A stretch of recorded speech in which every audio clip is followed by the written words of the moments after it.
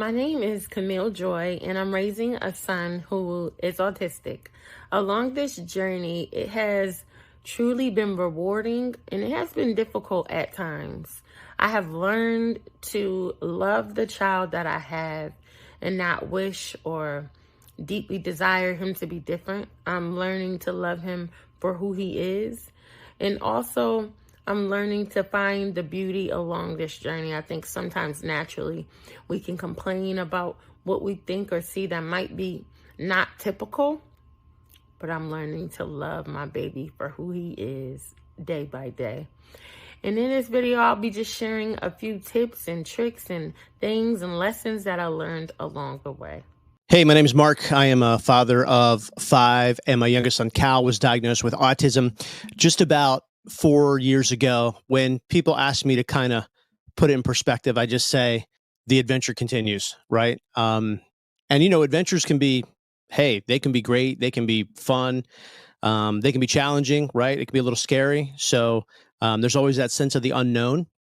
Especially I think with special needs kids, especially when, it's your first time kind of maneuvering that world. So we thought it'd be good to team up with Aeroflow Urology, talk about some of the tips and kind of some of the things that have gotten us through the adventure as the adventure continues. All of our children are different, of course. So some of the challenges my child has, your child won't have.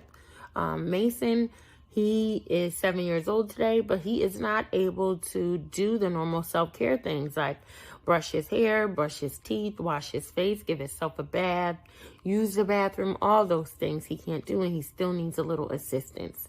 I think one of the things that was such a blessing for us was being educated along the way. And so I think it's very beneficial for parents to learn how to support their children through this journey. An example, Mason doesn't like to have the water in the bathtub while he's taking a bath. So I have to keep the stopper open and I have to just run the water. But there's a reason for that. His sensory overload. And while I'm learning to support Mason, I'm also learning to have patience. I'm learning to be consistent because he thrives off of consistency. And I'm learning to give grace. When you're talking about self-care and autism, so many unique challenges because all of these kids are different and they present different challenges. And then there's, the ability to progress and to get some function where you didn't see it before. And then, of course, there's regressions. So it's a give and take. So, when you talk about potty training, that's a big one.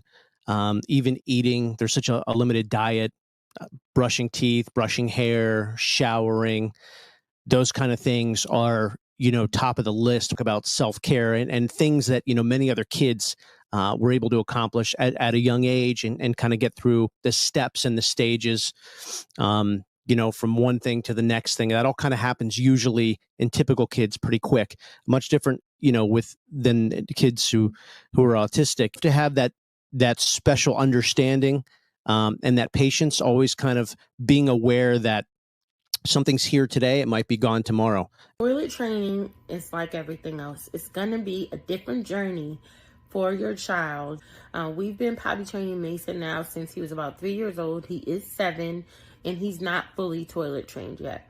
He can use the bathroom, but he does not stay dry all day or all night. Sometimes your children won't show signs of readiness, but you can say, okay, they're 3 years old, they're 4 years old, it's time. And that's what I did. Consistency is the key in this thing. Consistency. Sometimes you will see regression. We did. But consistency really helps us along the journey, and we have a visual aid, a storyboard to show him what comes next with using the bathroom. After you use the bathroom, you flush the toilet, you pull up your pull-up, you wash your hands, you get your clothes together. And those are all things that help him along the journey because some autistic children need to be taught every little thing.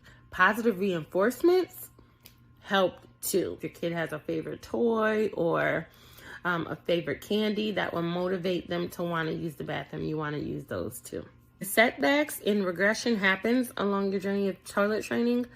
just keep going. That's how you manage. You keep going. You keep going with the schedule. You don't give up.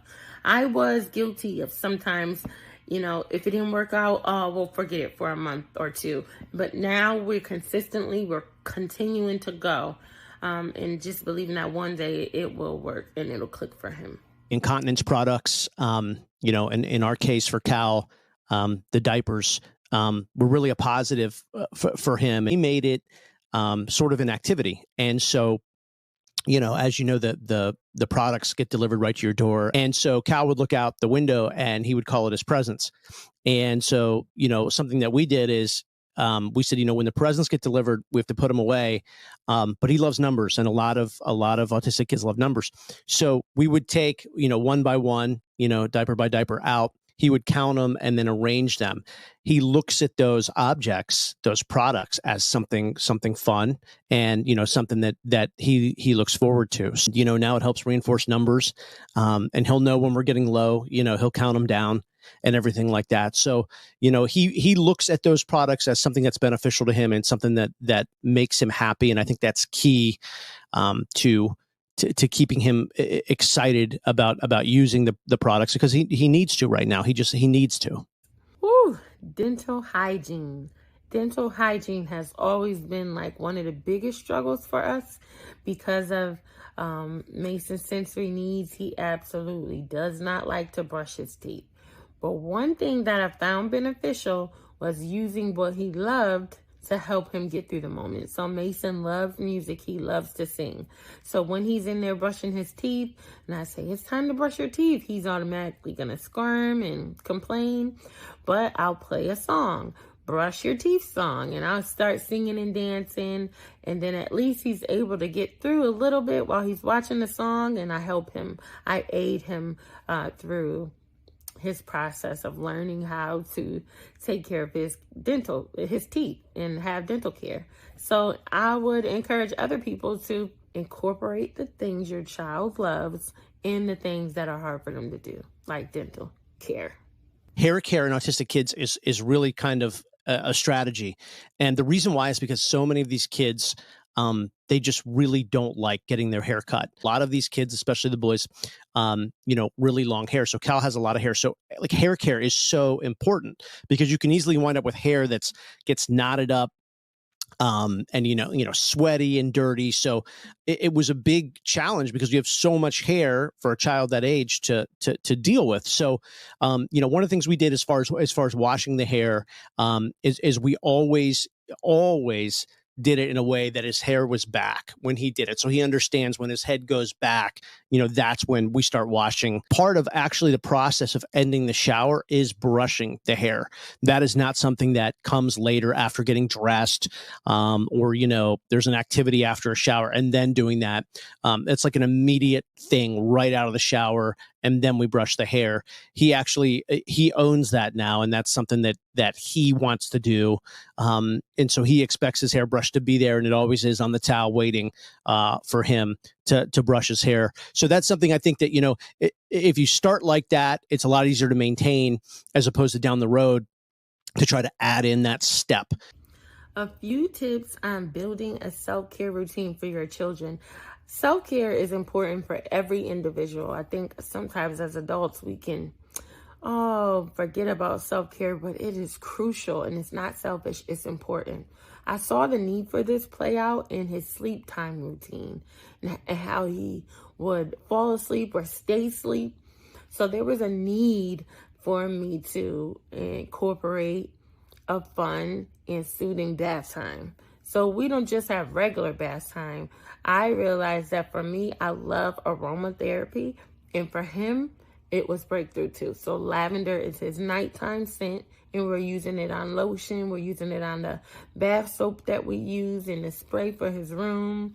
But I want to help him to know that self-care isn't selfish, even as he grows up, so that he could always take care of himself.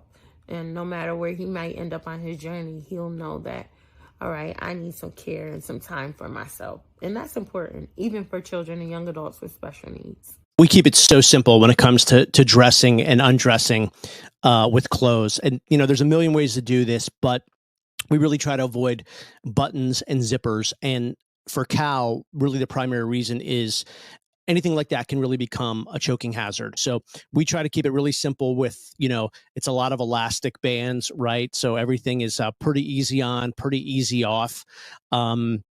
There are some outfits that he prefers more than others, primarily due to sensory or color. So that's something to look out for, because that actually can get a lot of these kids, and again, at least for Cal, get him more motivated when it's time to change clothes.